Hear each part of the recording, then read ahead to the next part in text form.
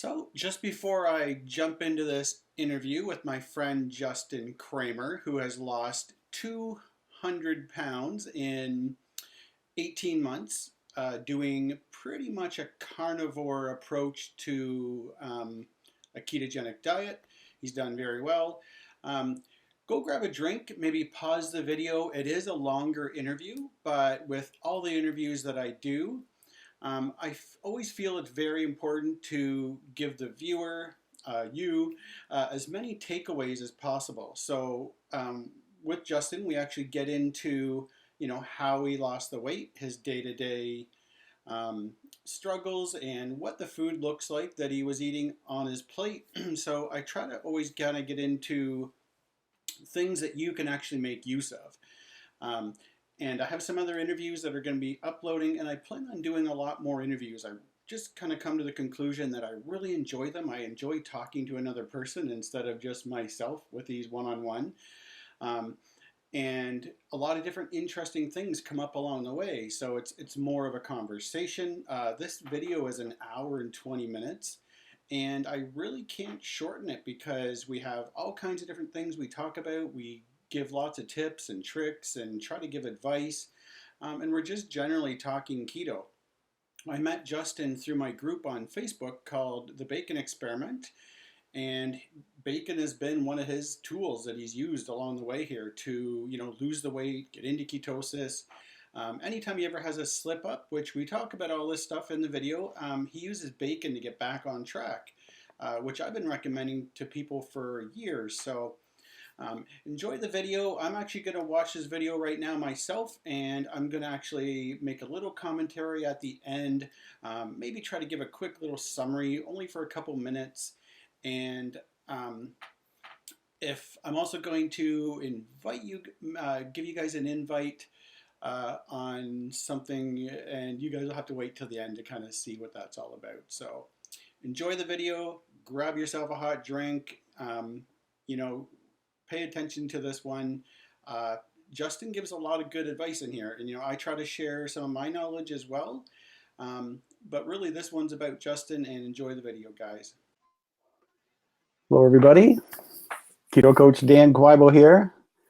Oh, we got lots of people already in here waiting for us. So with me today is Justin Kramer, who has managed to lose a staggering 200 pounds. Actually, what are you at exactly right now for? The most I lost was 210 pounds. Fluctuates about 10 to 15 pounds depending on what's going on. But yeah, right around 200, 210. It's awesome.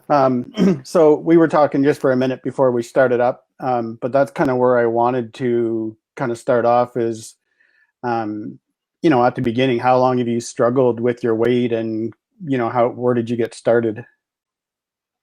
I would have to say most of my life I struggled with my weight. I was always a bigger kid in middle school. I was shopping in the Husky department and all that kind of stuff. But I really noticed it was becoming a problem, in my late teens and, into my early 20s. And, it was just something that just kept compounding on itself, and I never really got control of it.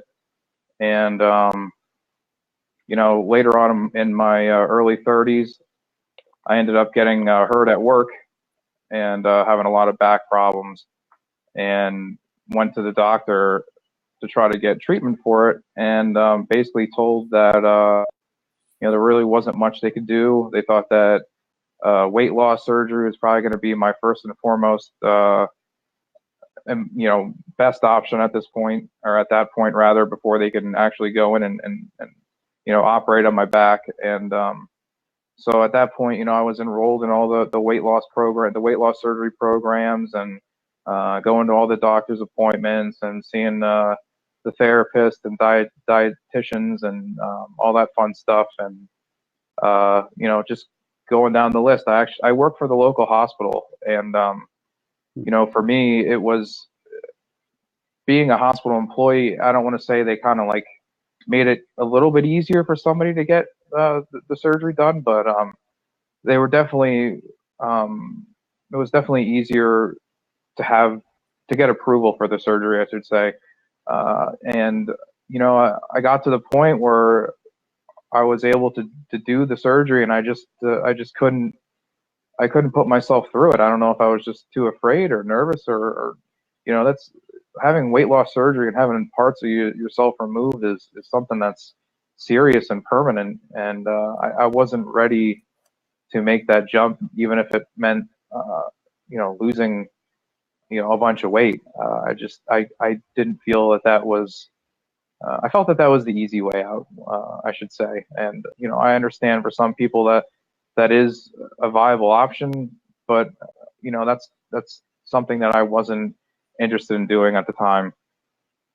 Was it the risk, or just that you thought you could do it on your own, possibly, or at least Well, try?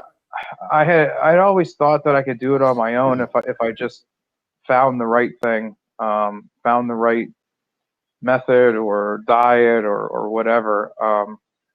But we all know none of us are getting any younger. And at the time I was 34, I think, and I had just had my daughter, and knowing that I'm accountable for my daughter, and just surgery in general is one of those things that it isn't a given that you're going to wake up, especially when you're over 400 pounds. So I didn't want to put that out there that I not wake up, and then my daughter doesn't grow up with my daughter grows up without a father. You know what I mean? Yeah, I imagine it would be pretty scary or pretty tough to go through, even though it would work. So what'd you kind of start out with trying to do for yourself, like dietary wise? Well, I'm a gearhead, or a grease monkey, if you will. I've always been involved in automotive and cars and stuff like that, and I've been on Facebook page, automotive related Facebook pages, and just out of the clear blue, I got a message from who's one of my great friends now, just asking me if I ever had thought about something like this, and keto, and I said no, I don't even know what it is. He started going through the basics of it, and right away I've just there's no way this can work. Like, absolutely not. Like, I just couldn't fathom that eating until you're full, but eating the right, or eating bacon and burger patties and eggs and cheese, and I just never in a million years thought that doing something like that would yield the results it has. And I was talking with my buddy Mike at the time, who had me started on this, and during that time that we were talking, I was going to and from doctor's appointments for my back, and I would go in, and they would weigh me in and everything, and I think it was like a week or two after I had said, yeah, I'm going to do this keto thing, what do I got to lose? And it was like 10 or 15 pounds came off in like 2 weeks, and I was like, holy cow, like this just really lit the fire under my butt, you know what I mean? And once I saw the results, once you get that first little taste of weight loss, you're just, for me, I was just hooked. It was just, I know what I got to do, I can do it. And for 16 months I just went hardcore. You could ask my wife or anybody around me, I was a label, checking labels, I was checking this, checking that. It's tough for me. I'm a chef, and so I'm around food all day long, and there's temptation all around me all day long, and carbs are 95% of those temptations. And it just, I found something greater than me itself, which was being around for my wife and my daughter, and just decided to dedicate myself to doing this. And 16 months later, I lost 210 pounds, and for the longest time, like, I'd have my wife take these pictures, the pictures that a lot of you guys see online, and every time she took it, like, I'd be emotional, because I'd look at that picture and I'd be like, that's not me. Like, for 30 some years, like I lived like as a bigger dude, and like every 3 months or every 4 months when I would take these pictures, like I'd look at them and I just never thought it was me. It was like I was looking at somebody else's picture. And now that I can see the grand scheme of things and, you know, go down the progression of the pictures, it's just, I just can't imagine being over 400 pounds again. I mean, lifting stuff up at work now, like 50 pounds is like a struggle for me because, you know, I'm just, you know, I don't go to the gym. I'm not a weight training type of guy, but to think that I had 200 more pounds on me and I was working, you know, 60 hours a week, you know, I just don't know how my body did it. And now it's like I said to you guys before, once I, you know, would lift something up at work, in the back of my mind, I'm like, man, I had 200 more of these on me and I don't know how I did it. So it just kind of puts it into perspective. Like you don't realize how much weight you have on you until it's gone. And then you try to lift something up that's, you know, weight, you know what I mean? It's just, it was eye opening. Yeah, I've done something similar to that. I had, I had sandbags and Right. they were 50 pounds and I had lost 50 pounds. And I remember like thinking, when I get to the 50-pound mark, like when I was first starting, I'm going to put these sandbags on my shoulder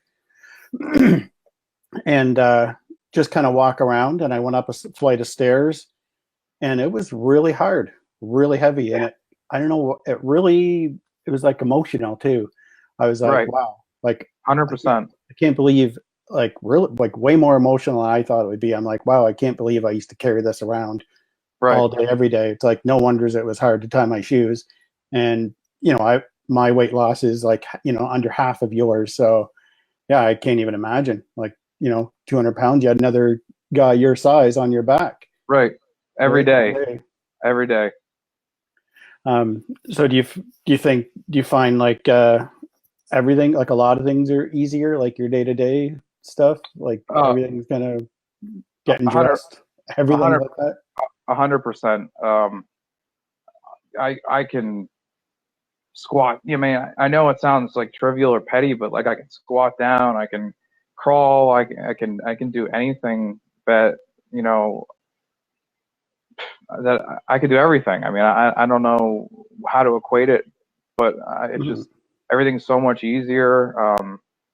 You know, we took my kid to, we have a local amusement park here over the summer. We bought season passes to that. I would never fathom doing that just because I wouldn't fit on any of the rides. And now I'm riding the kiddie rides with her, you know, at the same time. So it's just stuff like that. Really, it really makes me emotional to think about, like, if I was still that size, all the memories and stuff I'd be missing out on with her because of, you know, my weight and, you know, my, you know, just my anxiety of being out in public because of my weight. You know what I mean? Yeah. I remember my kids asking me to go play and do different things, and I would be saying no when really I wanted to do it. Right. But I just was, or just like go swimming or whatever the thing was that I would be embarrassed to do because of my size and stuff. So I definitely know what you're saying. Yeah. We have a few people on, a couple comments. Alan says, thanks to Justin, I've lost 120 pounds. This must be your friend in the last 13 months. Never thought it was possible. That is awesome. Awesome job, man.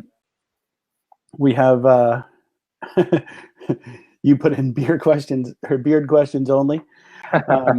I see a few other people. Jennifer Fletcher's on here. She's actually at her goal weight. She's lost 127 pounds on keto. Awesome. So I kind of want to dive into a little bit of what this actually looks like. So, you know, people hear keto and you said bacon and burgers and stuff. So I guess we start with, like, what would your typical day look like?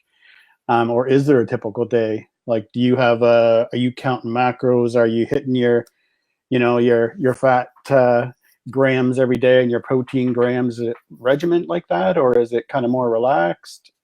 See, yeah, this is the one of my favorite questions to answer, only because you see a lot of people making it a lot more difficult than it needs to be. And I said in one of my comments that I'm just a regular dude, redneck from Pennsylvania, and I don't have time to pull out a phone and track macros and weigh every single thing that I'm eating. I've kept it simple. Me and a friend of mine adopted the saying that if it had a face, you can eat it, and basically that's what I stuck to. I mean, every morning I'd wake up, and if I was hungry, I ate. If I wasn't hungry, I didn't eat. Obviously the breakfast, lunch, and dinner thing I think is like a social type situation, and for me, I eat when I'm hungry, and if I'm not hungry, like I'm not gonna force myself to eat. It's just I think the whole stigma of, oh, you got to have breakfast as the most important meal. I just don't think that's true. Like I said, I eat when I'm hungry, and if I'm not hungry, I don't eat. So I don't want to downplay our interview, but like I said, I didn't make it any more difficult than it needed to be. I did some research and figured out how it worked, and I kept it simple as possible. I mean, when I ate eggs, I ate bacon, burger patties. My big thing, and if people that know me would look back on my Facebook posts and my journeys about me being sponsored by Wendy's, because I would go to Wendy's all the time and get the triple baconators, and at first it was funny because I didn't know any better, and I was ordering these triple baconators, and I always got them with the bun, and I would just take the bun off and either throw them away or feed the birds or something. But I quickly figured out, oh, you can order them without the buns, and I was like, wow, this is the greatest thing ever. So yeah, it's funny. Triple baconators, and people are looking at me like, how are you losing weight eating triple baconators? Like, yeah, you're gonna clog your arteries. Yeah, right. I'm sure you've heard stuff like that. So you were saying you eat basically when you're hungry. What does that typically end up being? Is it a large meal? Is it 2 meals?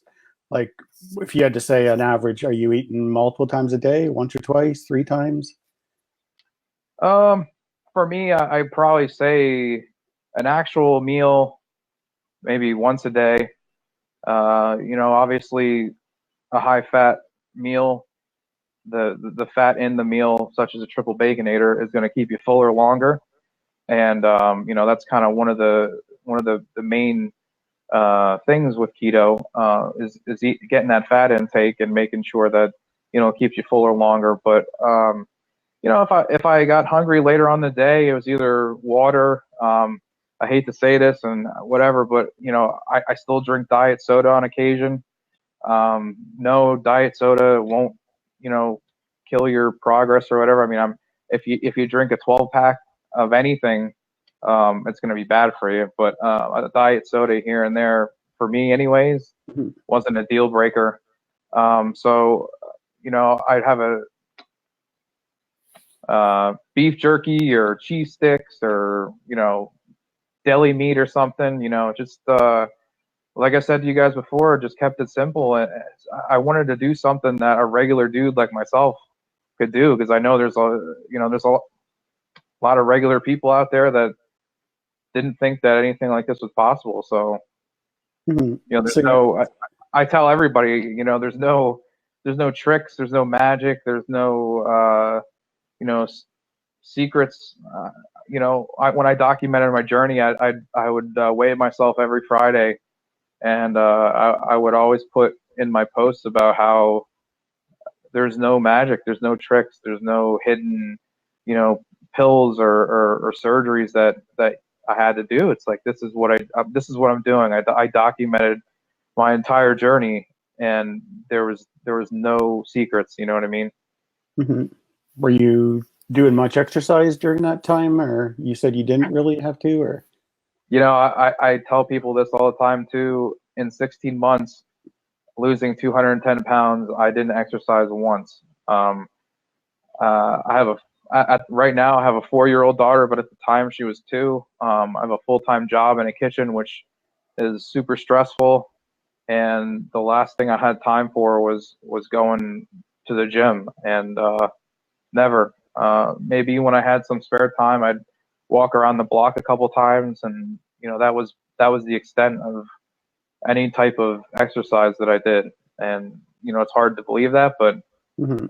it's the truth, man. Like we talked about earlier, losing weight is 80 to 90% diet, and I guess if you wanted to build muscle, obviously it depends on what your goals are. Obviously, I'm not going to build muscle if I don't use my muscles or go to the gym. But that's wasn't my end result. That's not what the result that I wanted at the end. My end result was obviously losing weight and getting healthier, and here we are. Mm-hmm. Yeah, it can be a job in itself, trying to get your body composition, down, and that can be a Sure. whole other thing for sure. A lot more to learn and everything. Right. Well, I think people are kind of be glad because some people aren't able to exercise. Like I was telling you earlier, I had a couple clients that they're disabled clients, and they're still doing just fine. Like they're doing really, really well. They're consistently losing like 20 pounds a month kind of thing. And now they know they can without exercise. They just, when you see some people that are kind of in that situation, they give up. They give up hope, and they just think it's not possible, right? I can't exercise enough. I can't hit the gym. How am I supposed to do it? And they don't realize that not only can you do it, but you can enjoy these tasty foods, right? Like you're not eating salad every day. Right. And I think you touched on something earlier that you were just talking about, it's everyday regular food. You're having processed meats. You're not having grass-fed beef and wild-caught salmon and liver every day. Like you're not. And I do think there's something to be said for food quality. If you can afford it, then, Sure. sure, spend the money on the extra food, but it doesn't have to be that. It can be done on a budget. It can be done, more affordable. I'm the same way. I go to Costco, right, and get my ground beef there, and you get 5 pounds for, I don't know, $3 a pound or $3.50 a Right. pound or something. I mean, that's very affordable. Like you can eat a meal for $2-3, right, or under Right. that. What was your so those were your go-tos, really, like bacon, ground beef, and eggs? Was there anything else? I ate a lot. I ate a lot of chicken wings. I'm a big chicken wing guy. I still eat wings a couple times a week. So Mhm. it's incredible what is allowed on the diet. Obviously, when you initially start out, I'm calling all my wing places asking, "Oh man, are your wings breaded and this and that?" And some of your favorite wing spots are using breaded wings, and you're like, "No, I can't." So you just learn where you can go and where you can get your stuff, your wings from, or any type of food really. And as easy as it is, you still have to do your due diligence and stuff like that, not just be naive about it. But at the same time, you're not pulling out apps on your phone, and I wasn't pulling out apps on my phone and documenting every crumb that I put into my mouth. Mm-hmm. Yeah, I think it's good for people to know that, and that you really do have to make it your own. You have to have it fit your lifestyle. And I'm always telling people that, like with the plans that I have for people, the weight loss plans doing keto, I'm saying to them also, like, I'm giving you a good starting place. Then you have to kind of make it work for you, like whether Sure. with your meal timing and your meal choices. It has to be stuff you like. Obviously, it has to fit for you. The best diet for you and as an individual is the one you're going to do, and the Right. one you enjoy. Right? If it's figuring it out that way, and I think it does take some time and effort, but obviously, the payoff can be huge. Like you're a living example. Yeah, it's life changing. That's exactly how to describe it. I'm just looking over here and seeing if we have any questions. If anybody watching live right now, if you guys have any questions or anything for Justin, throw them in. If it's not regarding his beard, then we're going to ignore it though. One thing I wanted to touch on, Dan, was something that might be a concern to a lot of people considering keto. And I know I get a lot of these comments all the time about, I don't know how your cholesterol will turn out, or stuff like that, like if you're on a diet like this. And I work for, again, I work for the local hospital where they require blood panel at least once a year for my medical insurance. And when I got on keto, I don't know the exact numbers, but my cholesterol was super high. And the last 4 years, they took a significant plunge. My good cholesterol is up, my bad cholesterol is down. My A1C is like a 4.3, I think. And Wow. you know, my friends at work that know what I used to look like, look at my numbers and they're like, I can't believe that this has happened with, you know, what you eat and stuff like that. So there's a lot of misinformation out there, and you know, it's always, oh, you know, like you said earlier, Dan, about how all the bacon that you're going to eat, you're going to clog your arteries and this and that. And I'll be the first to tell you, I go see my primary care physician, and she gets the same information from my work as far as my blood results, and she tells me time and time again, I don't know what you're doing. Obviously, she knows now, but initially, she's like, I don't know what you're doing, but keep it up. And I think that's one of the big things that you can do for yourself is make sure that you find a primary care physician that's going to buy into this new way of getting healthy, rather than you know, browbeating you because you're eating bacon and cheeseburgers every day. Yeah, for sure. And it can be hard to kind of find somebody like that approves. One of my clients drives, I think, 4 hours to go see Dr. Ken Berry now because she knows he's, you know, pro keto and gets it and Right. understands it. And my doctor, luckily, I'll share my kind of health stuff too, since I think, you know, it's important. But my doctor, when she first heard what I was doing, going to do the bacon experiment, she kind of thought I was a little bit nutty, but she kind of said, okay, we'll take your blood work before and we'll do it again afterwards and kind of see how it goes for you. And Right. she had a client that did Atkins, you know, like 10, 15 years before, and had lost 150 pounds or 120 pounds. So she had kind of seen the weight loss part of it, but she wasn't really sure how it was going to affect all my health markers. Like she thought my liver was going to have a problem. And so anyways, she checked all my liver stuff, my cholesterol, panel, my blood pressure, my A1C as well, fasting glucose and all that. Same thing across the board. Everything improved. Like even in 30 days where I was eating only the bacon every day, as you probably already know this as well, but my blood pressure had come down 30 points. And that's kind of the opposite of what, you know, we're told and what we expected. All I kind of set out to show is that this isn't going to harm me. Like it's not going to make things worse is kind of how I looked at it. Right. I had no idea that it was going to be such a drastic improvement because I was already doing low carb and keto, but I was doing a lot of the packaged foods and things like that. Mm-hmm. And when I cut all those out, going to meat only, it was, you know, huge. It was like a light bulb went on there for me. Do you think when you're saying anything with a face, would you consider yourself a carnivore really, or like doing zero carb, or you don't put a label on it? If you want mustard or ketchup, you have it, or?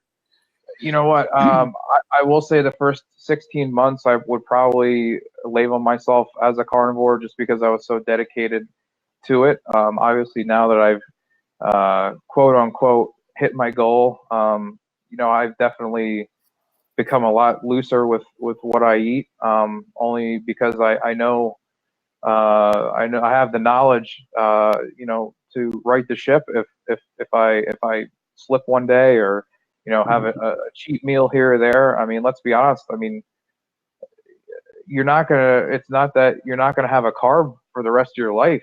I mean, you have to look at it that way. I mean, there's gonna be days where, you know, you eat something that, you know, maybe you shouldn't have, but you have to have the confidence and the knowledge to get right back on track, you know, right the ship and just keep going. You know, you can't dwell on it, and you know, you just have to know where you came from, where you want to be, and you know, it's just that end goal is the most important thing.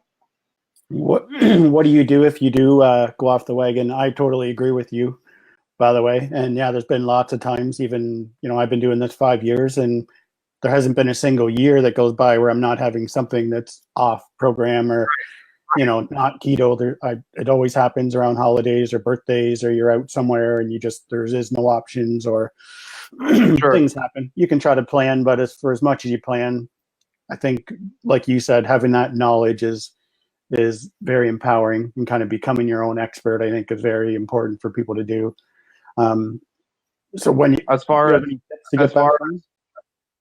Yeah, you know what? As far as that's concerned, I will say this, that I have a serious problem with ice cream. I love ice cream, and I don't want to tell anybody to eat ice cream, but that's my thing.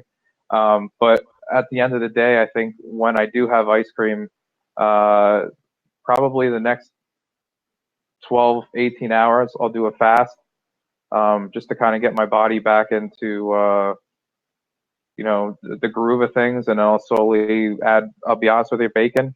Usually is my first meal after I eat something that isn't keto or low carb, and I get over it and I forge ahead, and you know what I mean. Like you just got to keep doing it, man. You can't get discouraged. It's life. There's going to be ups and downs with everything, and to get down on yourself because you ate something you should have. Yeah, I mean, I guess that's a temporary side effect, but you can't let that completely derail you from what you set out to do. Okay, so secret number one is bacon. I'm gonna take a note. You said there was no 100%. secrets, but we found one. Yeah.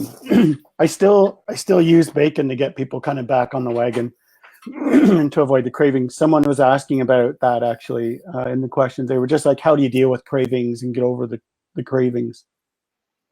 You know what? I Still think. get them, or What was that, Dan? do you even still get cravings? Like, do you Oh yeah. like if you see an ice cream, you want it and crave it, or is there other stuff? Like, what do you do to kind of deal with it? Do you just have it, or is there Well, go-tos? Would you cook up a pound of bacon, or you know you know? what? You know what? I do get cravings for ice cream, and the majority of the time I will have some. But at this point, as I mentioned to you before, I've gotten to the point where I've lost 210 pounds. I got myself back into what I would consider a normal weight range, and I realized, I said to myself that, like, I'm not gonna not enjoy something that I like, but at the end of the day, I will right the ship, and I just keep going on. You know what I mean? Mhm. The people that are watching now, I mean, it's just you can't think that you're not going to go the rest of your life without intaking a carb into your body. Like, it's just not going to happen.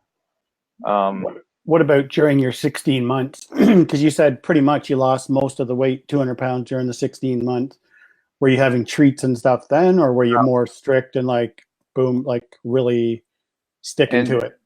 16 months, I didn't intake a single um, carbohydrate or sugar that I knew about, and I was very strict on it.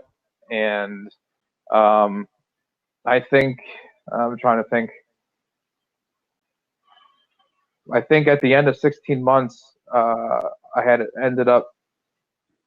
think I think it was Christmas Eve when I had finally said, "Okay, we're gonna chill a little bit and enjoy the holiday."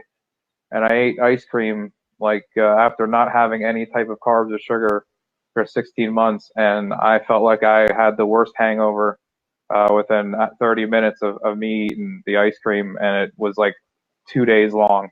So it was kind of like one of those things where, yeah, the temporary uh, the temporary fix of eating ice cream was awesome, and then 30 minutes later, I felt like I got hit in the head with a hammer. You know what I mean?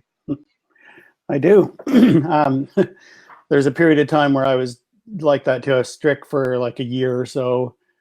And my wife and I went away on a romantic getaway, and we rented this really nice room, and it had a hot tub in it. And we had this 5-course dinner. I think it was Valentine's Day or our birthday, something like that. And we kind of had the meal, and then we decided to have dessert. I'm like, I'm going to have dessert. It's a special occasion.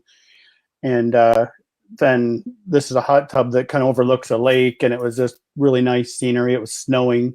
I remember getting out, and within like 10 minutes after eating, we went out to the hot tub, and all of a sudden, my legs both cramped up. So here I am, like severe leg cramps, can't stand them, kind of like hollering, and kind of put a damper on the whole evening that we had out. And here's our nice holiday getaway. And, you know, you definitely get some feedback when you do have a cheat like that. And it kind of like you're super sensitive to alcohol, to carbs. You know, you really kind of can't handle too much. You're not, I guess they call that metabolically flexible or whatever. So I think like once you do hit maintenance, that is when you can kind of experiment and see how these things affect you. And, you know, as long as you know what to do, like you said, to right the ship, you can do that once in a while. But while you're kind of focused on losing and being consistent, if you want it to kind of happen quick, I think that's when, you really do have to dial it in. So I'm glad you kind of addressed that, because when you start talking about ice cream and somebody's like, oh, I can have ice cream while I'm doing this, it's like, well, no, unfortunately, no. If you're out there to lose weight, ice cream is not in the keto program. I don't care if the ice cream says keto right on the container. It's got sugar alcohols in it, and that'll make you feel just as bad as if you ate the real thing. I'll be quite honest with you. What about, so there's some of the stuff that is considered keto that a lot of people talk about having was, so I want to give some more takeaways for people. What about nuts? Were nuts kind of a part of your day-to-day stuff that you would have, or? Maybe the occasional handful of like almonds. I mean, I'm not really, I'm really not a nut guy, so. Okay. It didn't have a face, I guess. No. Okay, what about fat bombs? No, I mean, unless it was bacon grease or something, like that was it. Like I said, I hate to bust everyone's bubble, but I just kept it as simple as possible. It's just I didn't have time to make fat bombs, or I'm not that keto stuff, that keto branded stuff, it is very expensive, and that just wasn't in the cards. You know what I mean? Okay, well, but obviously you had a lot of exogenous ketones, bulletproof coffees. Oh yeah, all the time. I was, yeah, that's just not. So bulletproof coffees were a no. Ketones and all that. No, I didn't get into any of that stuff, man. I kept it simple, and that's all there was to it. I hate to disappoint some of the people that are watching, but it doesn't need to be as hard as some places make it out to be. It really doesn't. It's just one of those things that you have to be dedicated. You have to commit to saving your own life and saving your life for something that is more important than ice cream. For example, my wife and my daughter. So, yeah, that's powerful. I think you got to know your why. And I try to tell people I'm not giving up pizza because I don't like pizza. I'd still love to have a pizza loaded up with stuff, but I'm doing it because of the results, like what this does for me. What not having the pizza is, like we've just talked about, life-changing, or can be. So it's worth giving up certain things as much as you might like them or still enjoy them, especially when you're, cutting or trying to lose and trying to make that change. You really do. Like the all or nothing, I don't know about you, but I found the all or nothing, going all in, easier than having the cheats on the weekends and stuff like that. But 100%, that is 100% accurate. I mean, the problem with the cheats on the weekends is it's a slippery slope, and then once you get that taste or that bloodlust for something that is not keto approved, it can snowball effect. And I didn't get to over 400 pounds by it just snowballs, man. It just compounds on top of itself every day. Okay, so here's a question for you. I know we've already kind of covered it all, like somewhat over our interview, but let's say you come up, or someone came up to you and they were 400 pounds. They were type 2 diabetic, and they kind of knew what you did. They knew that you had lost, 200 pounds and kind of changed your life. And you met them somewhere like a conference, right? And you only had a few minutes to kind of give them some direction or make it simple. How would you explain it to them? Someone says, I'm desperate, probably going to end up losing my foot here. My diabetes is getting worse. What can I do? I'll do anything, whatever you tell me to do, I'm going to do it. What would you say to that person? I mean, first and foremost, I would tell them that it's 95% mental, and they have to put themselves in the mind frame of they need to find something that, like I said a few minutes ago, that is more important to them than junk food, and they have to make that their priority. I mean, whether it's your foot, whether it's your kids, your wife, you need to make that your focus and your drive. And next, I would tell them that I know that you're going to think I'm crazy, but you need to cut out all the carbs, all the sugar, all the booze. I was a big drinker, and it wouldn't be unheard of to have 15 beers at a shot, and already having high blood pressure and being 400 pounds. I mean, now it's just felt like a ticking time bomb. But somebody that's in that situation needs to realize that they got that way because of the choices that they've been making their entire life, and they have to look at what is most important to them in life, and make sure that their selfishness, hate to be harsh, but at the end of the day, their selfishness to indulgence is kind of what led them down this road, and they just got to make their diet their priority at this point. Well, do you think it could be just hereditary though, and there's not much they can do, or do you think they can make a dietary change and it's going to work for them? I hear stuff like that sometimes where runs in my family, and my uncle's diabetic and overweight and obese, so that's how it's going to be for me. I don't buy into that personally. I don't think that's accurate. I think everybody's body, for the most part, processes things similarly. And if you can get yourself into this program where your body's starting to use the stored fat rather than the short-term junk food or carbohydrates, that once you get that system operating, that the sky's the limit. Obviously, with somebody that already has diabetes, it's going to be a little bit more difficult with regulating insulin levels and stuff like that. I was lucky enough that I was pre-diabetic, but I was never never on any insulin or any medication for it. So as far as speaking to somebody with diabetes that is going to do something like that, there's going to be challenges that I can't speak on, only because I don't really have as much experience with something like that. But it is possible. And at the end of the day, I mean, you want your foot. I mean, I like driving fast cars, and I know I need at least my right foot to press the gas pedal. You know what I mean? So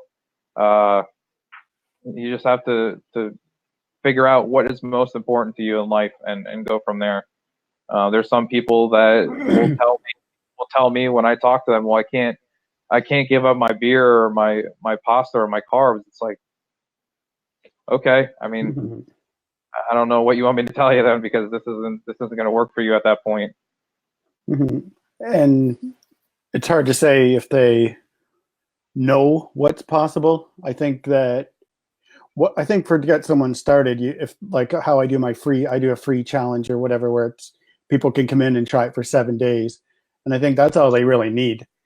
Right. That's what I would say to somebody: just try it for a week, give it 10 days, give it 2 weeks, or give it a short time, Right. And I think that initial, works quick. I think that's the best part about keto is that it's going to turn a light on for a lot of people. And we talked about it earlier a little bit that once that happens and you see what's possible and you start to kind of know, okay, this does work. And here I am eating foods that are awesome. I'm not starving myself. There's no deprivation. I'm not eating rabbit food all day.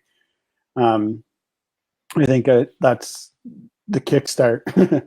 Like getting people that initial kickstart is kind of the hardest part is just starting and trying it, giving it a Absolutely. shot. Like I had touched on earlier, there was a 2 week time period between me starting keto and going back to my spinal surgeon, and in between me starting and going to the doctor, I was eating triple baconators and making 10 pounds of bacon at a time, and I was just killing bacon and stuff like that. And I'd go back to the doctor, and he's telling me, "Wow, you lost 15 pounds. Like, keep it up." And it's like, what? And you hear that, and you see the result, and you're just like, "This is it. This is what I've been looking for a long time." And I think the biggest thing that does is just gives you that confidence to know that you know once you get that first taste, you're ready to go, man. It's full throttle. Yeah, and I think it kind of shows you that there's a lot of people that say that it's just all about calories. And then there's people that say it's about hormones and what you eat and all that. I kind of think it all comes together myself. And once you kind of get the right stuff and you do get the carbs out, it does just become, easy, I guess, or simple. It's you get the momentum and it just keeps working. And do you find your appetite was really affected by it?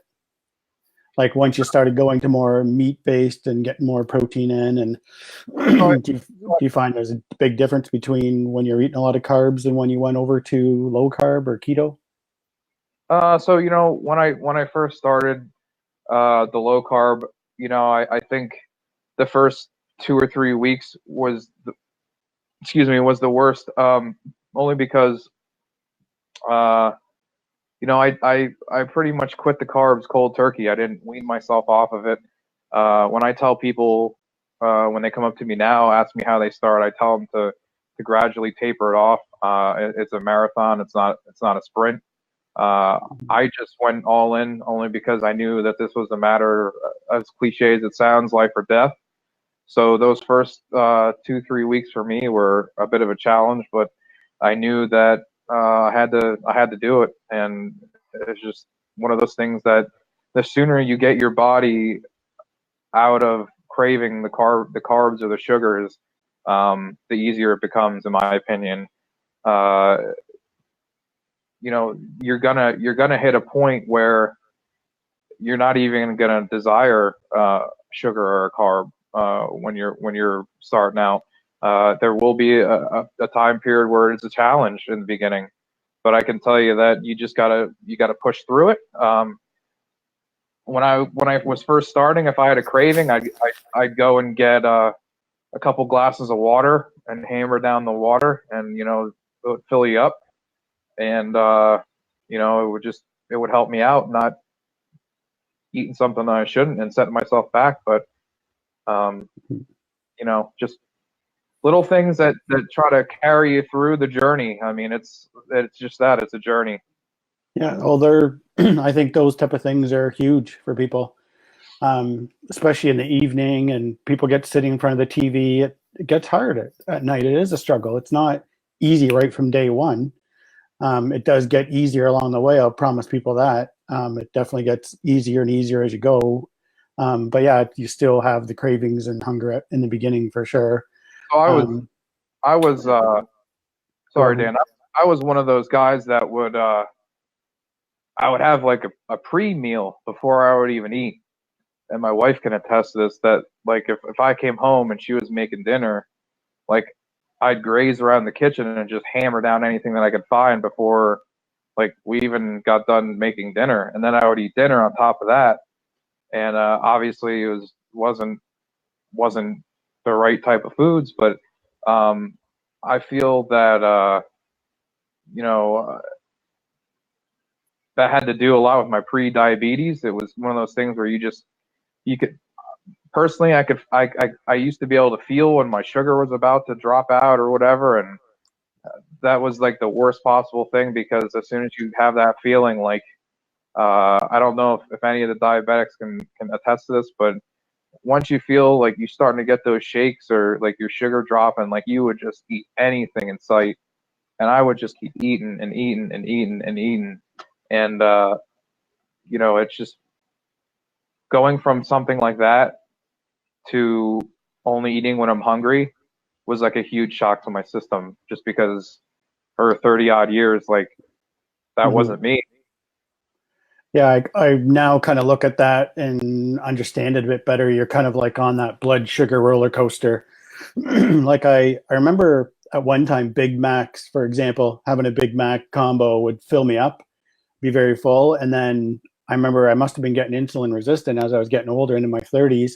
I would have that type of meal, and then I'd be hungry within an hour. I remember, Right. and I was like, are they smaller portions? Like, what's the difference here? And didn't really realize that, you're getting that big, and with an actual Coke, not a Coke Zero or a diet, a diet pop or whatever. But yeah, you get that big spike and come back down. And once your blood sugar comes back down, it's like, exactly, you're starving, you're hungry again, and you're going to, keep eating. And then it's like a nonstop cycle. And then next thing you know, you're having these large meals, 6, 8 times a day, or it just becomes one big meal pretty much, Right. where you're hungry all the time. So yeah, I think for people that are struggling, if you're there right now and you're watching this, keto can definitely get you off that, blood sugar roller coaster, and you're even all the time.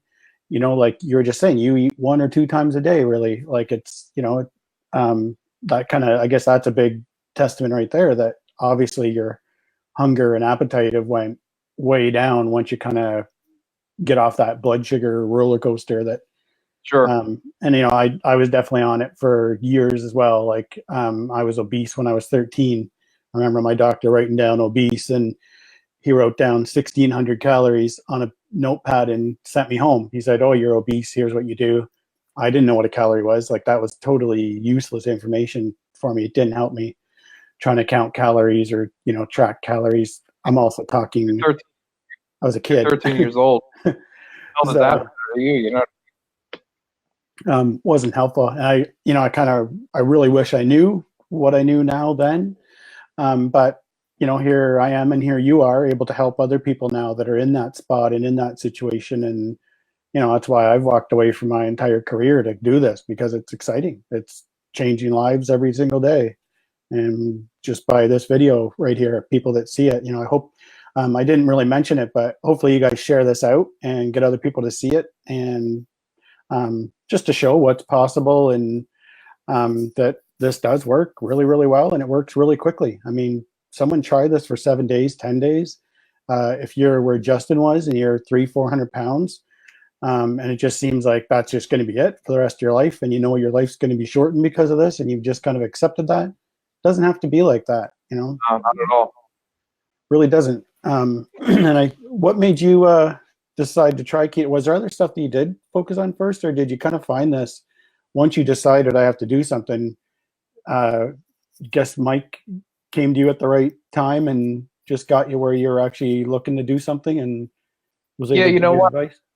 Like I said, Mike, I was on his Facebook page, Sloppy Mechanics, and I got a private message from some dude named Estrada, and I was like, okay, like I don't know who this dude is, but started talking to me about diet stuff, and we got to talking, and as I mentioned earlier, like he was telling me what I should be eating and what I should do, and I was like, man, this dude's crazy. Like there's no way that's even possible. And it was just one of those things that I said to myself, I mean, what do I have to lose at this point? I mean, I was over 400 pounds, and I thought I tried pretty much everything at this point, and I did a little research for myself, and here we are, Mike, to this day, we talk multiple times a week.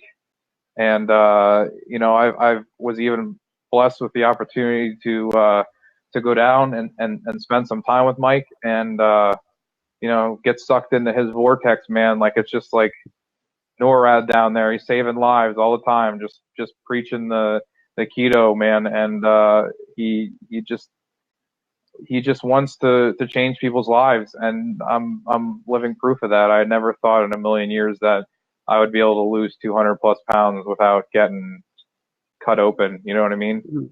Yeah. And in 16 months, like that's, yeah. A year and a half. That's just unbelievable. Like there's probably people there going, that didn't happen that quickly, but it really did. It really did.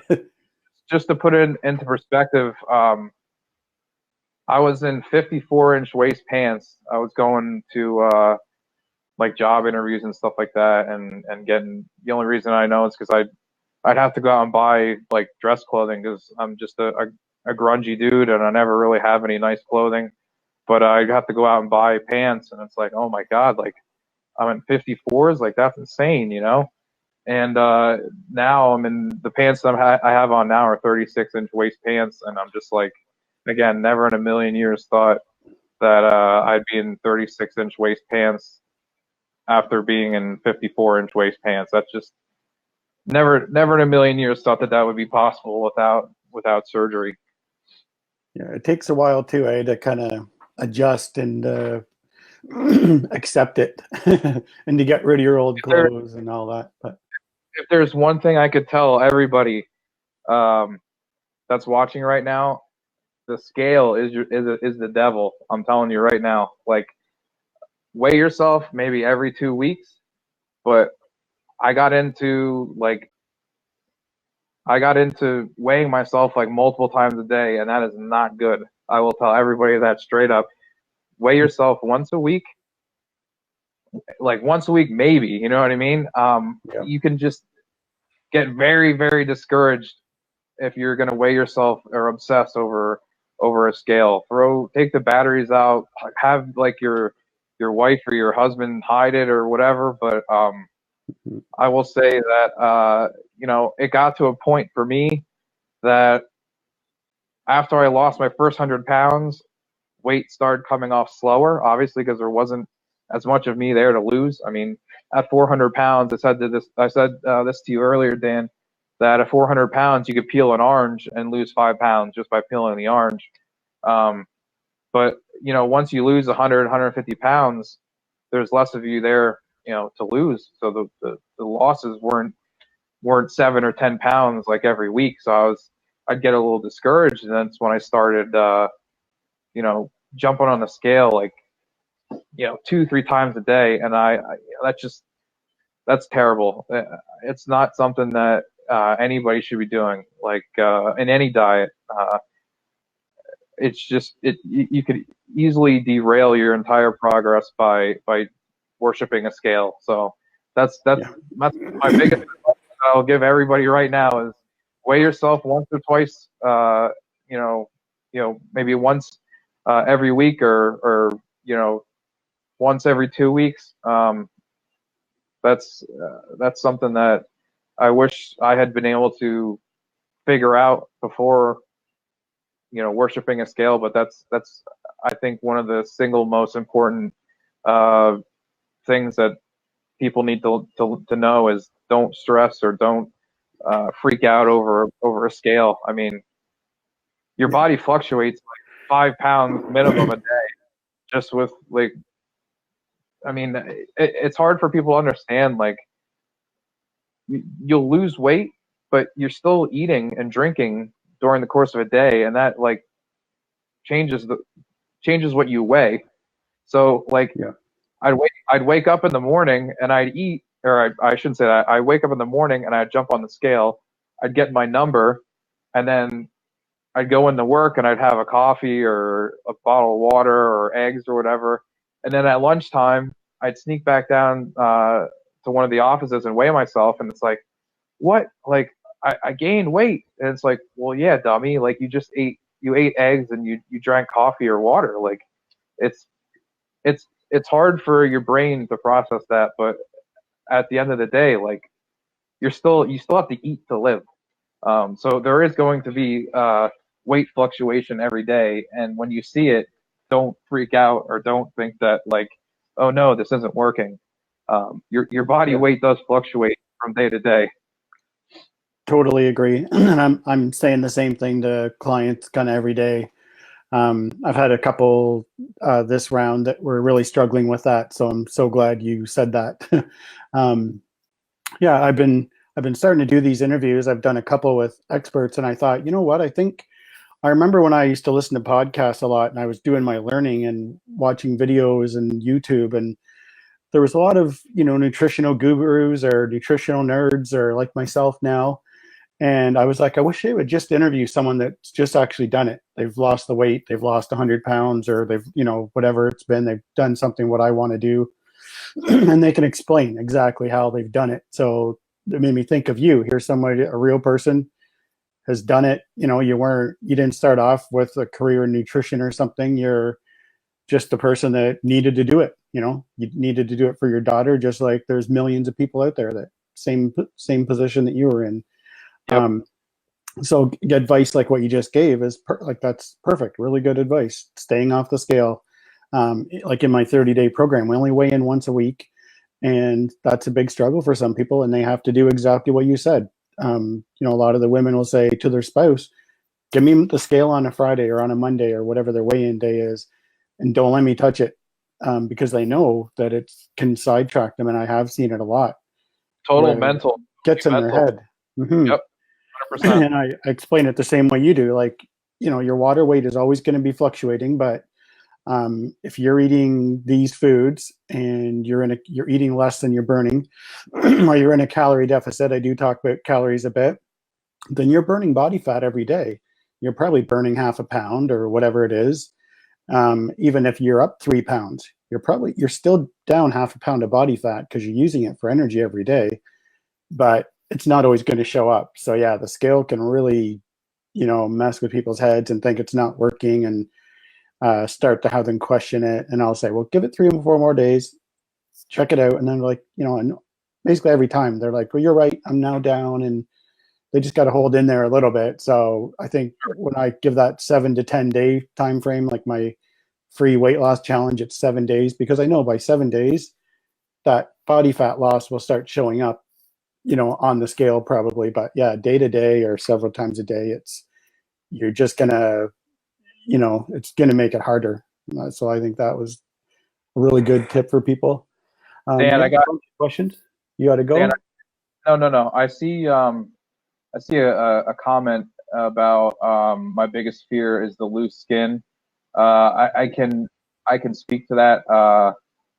I do have quite a bit of loose skin. I've gone to doctors to see if there's anything they can do about it. But until it becomes an actual health concern, as far as getting, rashes or whatever, they really deem that as a cosmetic thing. For me personally, I don't really care. I mean, I'm happy with where I'm at. I do think at the same time, some of it will, shrink back, but at the same time, there's a lot of it that won't. And I think you can offset that a little bit by, doing some weight training, kind of, for lack of a better term, like filling out that skin. But at the end of the day, that's something that I'm going to have to live with the rest of my life. And for me personally, it's just a constant reminder, of what I was and what I don't want to be again. So I'm okay with that. It is what it is. I take full ownership for ending up like that, but it is a reality of being heavy and then losing a bunch of weight fairly quickly. So it is something that is, like I said before, is a reality of doing keto. The thing with keto is like we had talked about, 200 plus pounds in 16 months. That's quite a bit of weight in 16 months, and I don't know that your body can naturally just, handle the amount of skin. I don't know. Mm-hmm. Yeah, no, I agree. I have some loose skin as well. And my weight loss is 90 pounds total from my highest, basically. And I've looked into all the different stuff, and and I'm glad you brought it up, because there are a lot of things where people are selling that don't work, like like the wraps. They basically get you wrap like plastic wrap around your stomach, and that's supposed to help, and collagen and all these different things. I don't think any of them really do much. I think it's either surgery, exercise, and I have seen some evidence that doing extended fasting, people that do extended fasting do end up with less loose skin. I think once you're kind of at your goal, though, that would be hard to do. I talked to Megan Ramos about it. Like Dr. Fung teaches more of a fasting / ketogenic approach, and he says a lot of his clients don't really end up with much loose skin, but they're doing a lot of extended fasting. So that's, kind of promising, or something for people to consider that are just kind of starting out on it. And I guess, somebody that has thousands of patients like he would kind of be able to see it firsthand. So you really do learn a lot when you're able to work with a lot of people like that. And he says, yeah, loose skin isn't much of a problem, but I would say the same as you. Typically, somebody doing keto and low carb, you're going to end up with loose skin for sure. And it's just part of it. I've been kind of going back and forth whether I would ever do anything about it, do a surgery, or some people do. I know, Taylor Cartwright of Keto Gains, he recently did his, and I know a few other people that have lost 120, 200 pounds, and they've decided to go ahead and do the surgery. So it kind of comes down, but it is a huge cost, to some people. Yeah. But and there's other people that are just look at it as, like you said, they're battle wounds, part of the fight that they've gone through, and it's like a reminder. And I kind of think that is a good way to look at it. It's part of you, part of what you've done, and consequences too of all the bad choices and all the stuff that Sure. we've kind of did over our whole lives. Like I was the same as you, 20 years of just kind of eating all the carbs, all the junk food and stuff. And then it's kind of a reminder that where you've come from, or how much skin you did have, and so how much bigger you were at one point, how far you've come. I think it's not a reason to not do it. Definitely not. I have no regrets. I don't know about you, if you have any regrets over loose skin, or I think that's some people are worried about. Well, will I regret losing the weight if I have this loose skin? And I would say no. You're still adding 10 years to your life. I mean, there's so much quality of life that comes with that kind of weight loss that it far surpasses the loose skin part of it. When I was at my heaviest, and we would eat, or we'd go out to eat, there were times where you just eat in excess to the point where, am I going to make it back out to the car? You just feel so terrible from eating all the junk food. And I can't imagine that I would still be here if I was still living that way. And I can't imagine not being there for my daughter and my wife. That's just the single most important. They're the single most important thing to me. And my daughter's only 4, so I got hopefully another 40 years before I have to start thinking about a wedding. And I want to make sure that I'm there for that, and doing this and losing the weight. I think is the plan, or the blueprint for success, for people to be able to, like you said, extend their life beyond just giving up and dying miserable. I was extremely miserable being 400 pounds. Just not fun, and do you remember much of your blood work at the time? Like, was your doctor concerned about stuff? You said your cholesterol was high. I had uric acid that was high, and I had gout all the time, and I guess that's related really closely to heart disease. So that was my bit of wake up call, where I was like, okay. And they said it's not a matter of when you'll have a heart attack, or if, it's a matter of when. Right. So I was like, okay, well, I got to do something about it then. Same thing as you said for my wife, for my kids, wanting to be there for them. You know, I don't really, I mean, I could pull it up in my history, but the thing that stands out the most for me was my blood pressure. My blood pressure was like extremely high. It was like 140, 150 over like 110. And it was just, I could feel it. I knew it was there. I was on medication for 20 years maybe, since I was, in my teens. And I just knew that that was a huge problem. And the longer I was on keto, I'm off all my medication completely. I was on high blood pressure medication. I was on cholesterol medication. I was on acid reflux medication. And the only thing I take pill wise now is seasonal allergy medication when I need it in the summer months, and magnesium, which helps me stay regular. What's your blood pressure now? Do you know, or? I think the last time I was 120, 115 over 78, I think. I don't check it super regularly, but it's much better than the ticking time bomb that I was previous.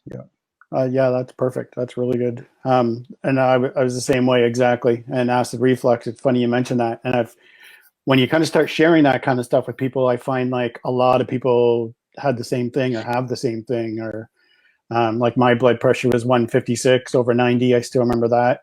And now it's like 108 or 112 over like 68 or something. And, that's huge improvement. Same with acid reflux. I don't know why it affects acid reflux so much, but it really does.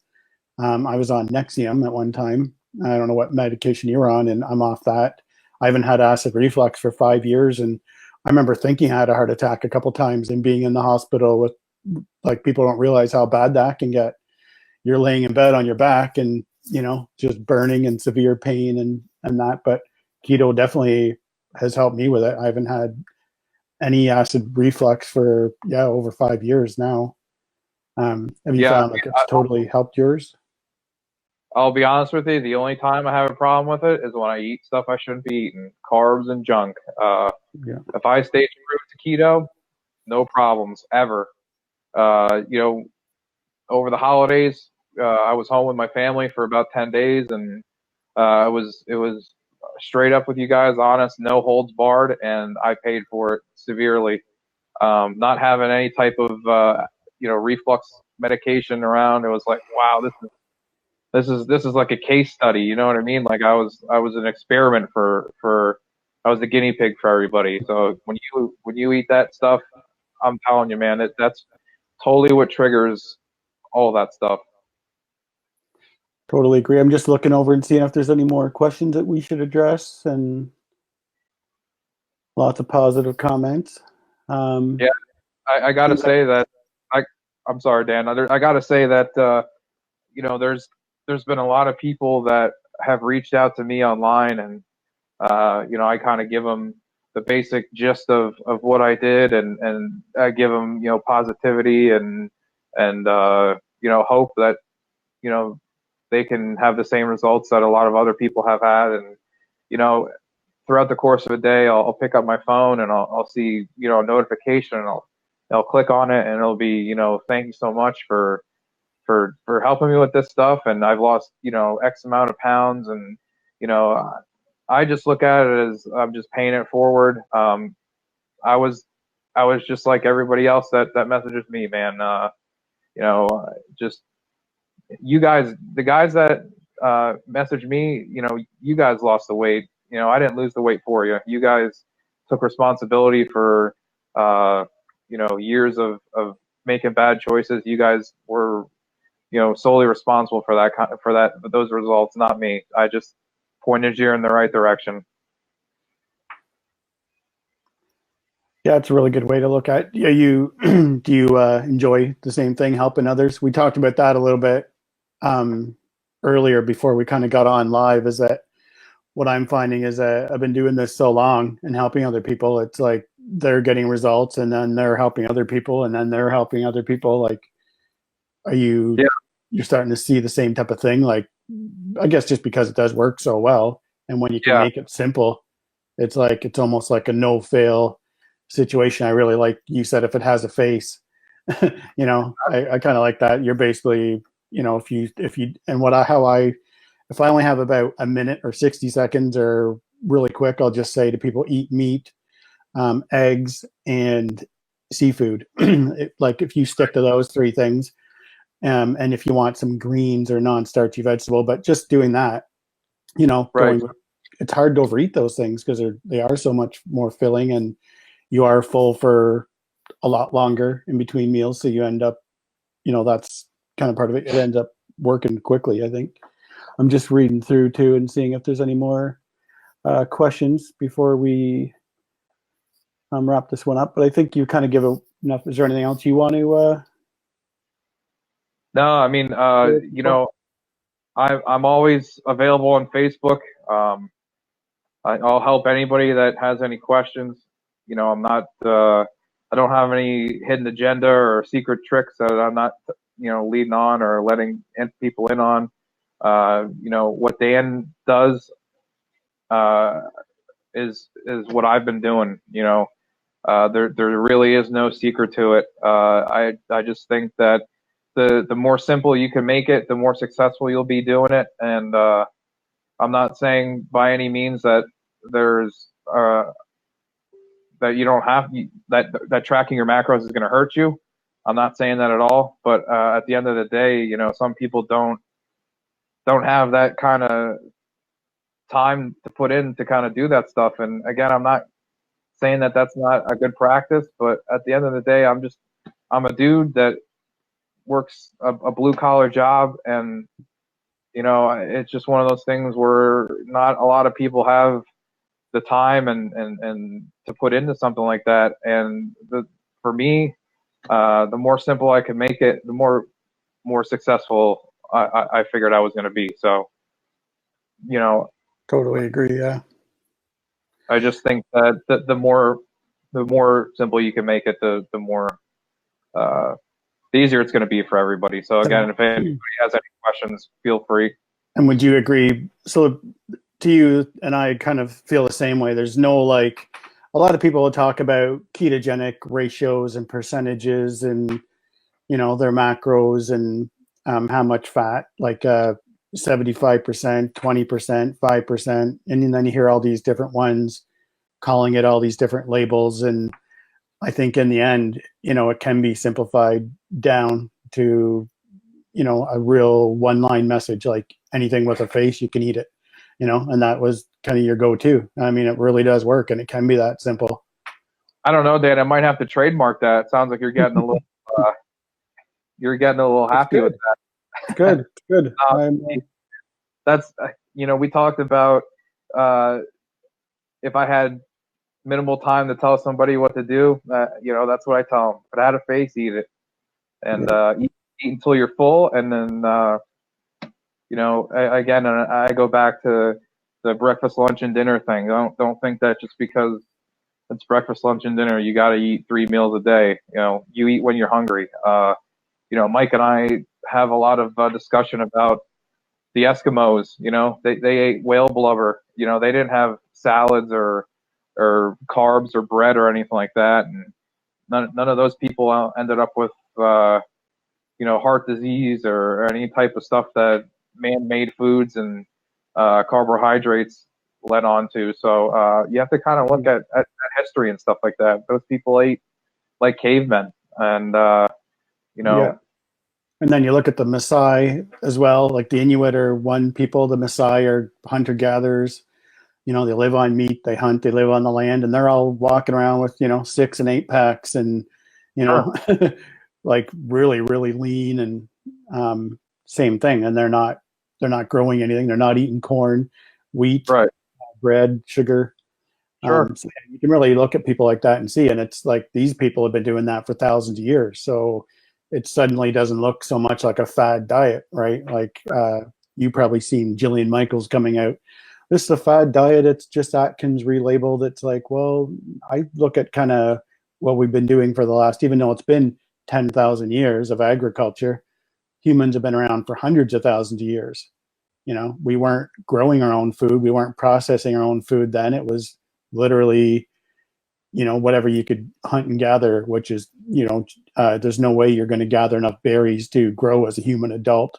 So you're hunting a lot of meat, eating a lot of meat, and living that way. And we had been for a long time. So, you know, just one of the things that I always see where people say it's a fad diet and it's restrictive. You're not getting a balance and all this kind of stuff. But I mean, I think the results speak for themselves, like all around health and weight loss. You probably heard that too. Well, yeah, you've lost some weight, but your health must be in the toilet because of this. And, you know, it's quite the opposite. So there's really no downside to it. So I don't know if I don't know if there's been any questions. I'm going to have one more look, and then maybe we'll wrap this interview up. I think we've kind of given people enough takeaways too to help. I don't know if you can see that or not. Yep, I can Estrada. see it. Bring back Estrada. This Miguel stuff is for the birds. Yeah, I was confused when that happened. Yeah. I might have to have him on for a talk. And yeah, let us know, anyone that's watching this, leave a comment. I'll definitely tag Justin in the description of this video, and so people can find him. Oh, he's on watching. And if you guys enjoyed this video, let me know. And I'll have some more, you know, real people that have actually done it. You know, here's Justin's living example of what's possible. And it didn't take him 10 years to do it either. Like, it happened quick, and he's changed his life. He's added 10 years though, in 16 months, I would say. Like, don't you agree? At least 10 years. Sorry, 16 months. Unbelievable. No, just responding to what you said. 16 months, like, never in a million years that I thought that something like that would be possible. And I have to say, I do feel like as guys, we have a little bit of an advantage. But it's definitely possible for women too. I've seen it without exercise. It doesn't matter. You know, I really feel anybody. I really do feel like that at this point, that anybody and everybody can get all the way to where they want to be if they kind of stick with it. If you don't quit, and sure, you're going to fail lots of times. You're going to stumble. You're going to fall off the wagon. You're going to have a cheat meal. That stuff all happens. That doesn't mean anything. Now, if you get right back on and you don't give up, I think that you can just keep going, and you might have to make some adjustments, some tweaks along the way. And I think everybody can get right to where they want to be. There's no, you know, no matter who your parents are, your family, or genetics, or any of that, doesn't really matter. I think that, you know, doing this is more powerful, or going keto and cutting out all that stuff, I think, is more powerful than, you know, it's called epigenetics. We're getting ahead of genetics. Right. But I think, you know, anybody can do it, whether, and I know like I was saying, basically what I was saying is that even though we're two guys here that have done that, and I think women as well, it might be a little bit harder. I'll definitely agree, because hormones, it's have a bit more of an effect, so it might take a little bit more time. They might not be able to lose 200 pounds in 16 months, but I know a few women that have lost 100 pounds in 12 months, in a year. So it's definitely possible for you too. I know, I'm just saying this because I think there might be some women that watch and go, you know, is it possible for me too? And I would say absolutely. I know I think Jennifer was on here that I seen a minute ago, and she's lost 127 and at her goal as well. So, you know, I think it's not just men, it's men and women. I don't see any other questions. I don't think that we need to address. Maybe we'll do this again sometime. I do have a thing too where I can do like a talk show style interview where you could have 3 or 4 people on. Maybe we'll try that sometime, and we'll get Miguel in here and take some questions. Yeah. I like doing these live streams, and I'm going to try to make this consistent too, where I'm doing them on Sundays. So Sunday, 7 p.m. Eastern Standard Time, I'm going to be doing these live interviews. So if you guys watching, look for them, check them out, follow the page, and you won't miss them. And if you have any questions for Justin, I'll definitely tag him in the description. And you said you're okay with people reaching out to you? Yep, 100%. 100%. And yeah, let them know. Let Miguel know that we need Estrada back. Yeah, we need Estrada. Whatever. Just make it happen, Mike. All right. Take care, Justin. See you guys. I appreciate it. Keep it up. You've heard it before. A journey of 1,000 miles begins with a single step. Just take that step. So many great takeaways. Yeah, a few things that come to mind. I did actually just watch the interview as well, since it's been a while since we recorded it. Some of the things that I would take away from that is, if you do have a cheat meal, not beating yourself up, getting back on track. I feel like empowering yourself with knowledge and learning as much as you can about keto and carnivore. Very important to do that. That way, if you ever do slip up, you know what to do to get back on track. I also like what he was saying about, weighing yourself and not weighing yourself every day, because you do have ups and downs with water weight fluctuations. And I see this a lot in my clients where, it's only been a couple days and they're kind of really over concentrating on the scale. And it can slip you up, right? I've seen people quit after just 3 or 4 days because the scale went up a pound or two. And really, these are just water weight fluctuations. So yeah, it was a great conversation. I hope you guys had lots of takeaways from the video. And if you'd like to work with me directly, I've been doing keto coaching now for 3 years. I've lost 90 pounds and I've literally spent thousands of hours learning everything I possibly can about weight loss, keto, carnivore, protein sparing modified fast. All these things are actually included, and also intermittent fasting, in our Keto Camp program. So I've been running a 30-day Keto Camp program, which is a group keto coaching program and support system. I've been loving it. Have helped many, many people hit their goal weight. And if you'd like to join that, it's actually only $27 a month now, down from $99. You can get access right away, and it's www.30dayketocamp.com. And I'll put a link in the description as well of this video. And I hope you guys had lots of takeaways from this video. I plan on doing many, many more. Please hit the like button, hit the subscribe, and we'll see you on the next interview.